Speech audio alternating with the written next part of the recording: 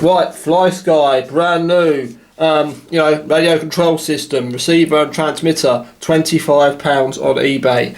Can you believe it? This kind of stuff was hundreds of pounds when I was much younger, and yeah, so let's get on with opening it and have a look. Open there, we've got a box inside the box.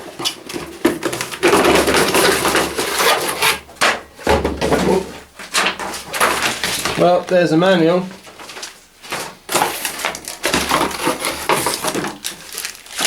The unit itself, Wi-Fi, 2.4 GHz, although it's not quite the same. Various knobs and stuff. There we go, it's no longer new.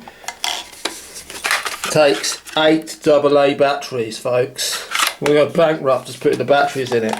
That is a little bit of a downside. But hey, it has a port on the side so you can recharge it. Supports profiles for up to 10 models as well, so you can just have multiple receivers that work with this in every different model, so you can just pick your remote up and just use whatever model, not fish through the drawer of different remote controls to use, you know, use your RC. And then you only need 8 batteries, not 16, 24 or whatever, so you only need 1 remote, so that's kind of cool.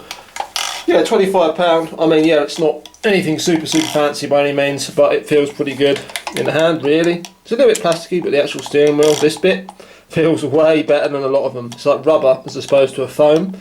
Some of the older ones were foam, and they used to turn on it. It's been about 17 years since I used to race radio control touring cars, and this is far better than what we had back then. So, alright, Spectrum was probably better than this, but they were like mega money back then, and I think they still are, so.